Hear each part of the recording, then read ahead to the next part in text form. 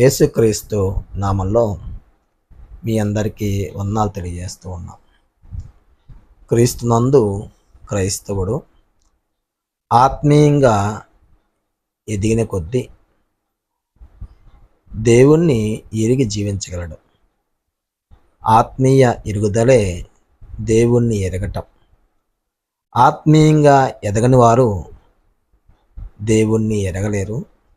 దేవుని యొక్క చిత్తానికి తగినట్లుగా వారి జీవితం కొనసాగదు.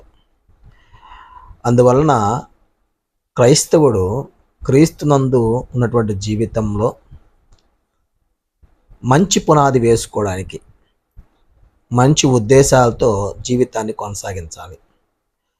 అందు విషయమై క్రైస్తవుడు దేవుని యొక్క వాక్యాన్ని లోబడి బ్రతకటానికి, ఆ వాక్యం యొక్క శక్తిని అనుసరించి జీవితాన్ని కొనసాగించడానికి సిద్ధపడాలి. ఎప్పుడైతే దేవుని వాక్యానికి లోబడి మనం బ్రతుకుతామో మనలో దేవుని యొక్క స్వభావము అభివృద్ధి చెందుతూ ఉంటుంది.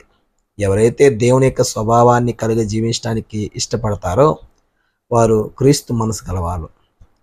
వారి జీవితంలో క్రీస్తు లాంటి గుణాలు మనం సాధిస్తూ ఆత్మ సంబంధమైనటువంటి ఎదుగుదలలో మన జీవితం కొనసాగుతూ ఉంటుంది.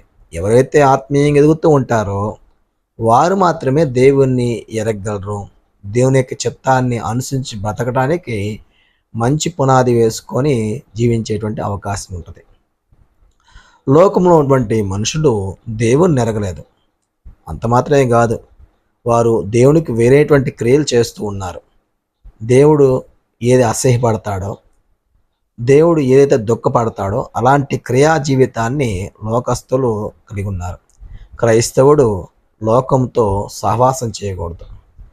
లోక సంబంధుల యొక్క సంస్కృతిని, లోక సంబంధుల యొక్క సహవాసంతో కూడినటువంటి విధానాన్ని అభ్యాసం చేసుకోవడానికి ఎన్నడూ కూడా ప్రయత్నం చేయకూడదు. ఎందుకంటే లోకములో ఉన్నటువంటి అంతయు కూడా దేవునికి విరోధమైంది.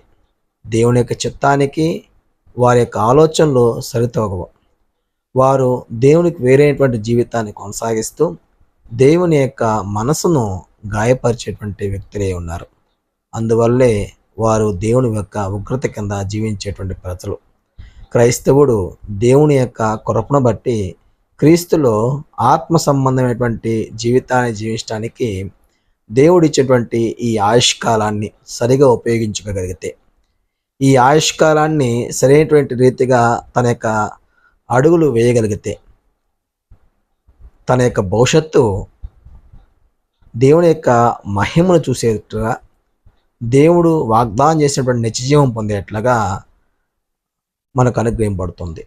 అందువలన క్రీస్తునందున్నటువంటి ఒక వ్యక్తి ఆత్మ సంబంధంగా ఎదగటానికి, ఆత్మ సంబంధమైనటువంటి విశ్వాస జీవితానికి మంచి పునాది వేసుకున్నప్పుడు అతని వ్యక్తిత్వం బాగుంటుంది, అతని యొక్క గుణాలు బాగుంటాయి, అతని ప్రవర్తన నడవడి అంతే కూడా దేవుని స్వభావాన్ని అనుసరించి ఉంటుంది. కనుక అతను మాత్రమే దేవుణ్ణి, యేసుక్రీస్తు వారు దేవుని యొక్క చిత్తాన్ని అనుసరించి జీవించాడు.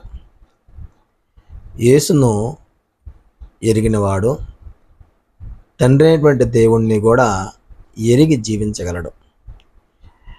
ఈ సత్యాన్ని ఎవరైతే వారి జీవితాల్లో కలిగి జీవించడానికి లేదా అనుసరించడానికి ఇష్టపడతారో వారు యేసు ఎడల బలమైనటువంటి ఆత్మీయ జీవితాన్ని కొనసాగించగలరు. ఎవరైతే దేవుని సంబంధులుగా ఉంటారో, దేవుని యొక్క అడుగుజాడ నడుచుకోవడానికి ఇష్టపడతారో వారు దేవుడి మాటలు వింటారు. వారు దేవుణ్ణి, యేసుక్రీస్తును ఎరిగి బ్రతికినప్పుడు వారి ఆలోచన విధానము, వారి యొక్క తత్వము, వారు ప్రవర్తించేటువంటి ప్రవర్తన ఆత్మ సంబంధమైనటువంటి విధానానికి అనుగుణంగా ఉంటుంది. అందువలన క్రైస్తవ జీవితంలో ఒక వ్యక్తి ఆత్మీయంగా ఎదిగినప్పుడే, ఆత్మ సంబంధంగా బలపడినప్పుడే దేవుణ్ణి ఎరిగి బ్రతకగలడు, దేవుణ్ణి ఎరిగి జీవించగలడు. ఆత్మ సంబంధంగా బ్రతకలేని వాడు దేవుణ్ణి ఎరగలేడు,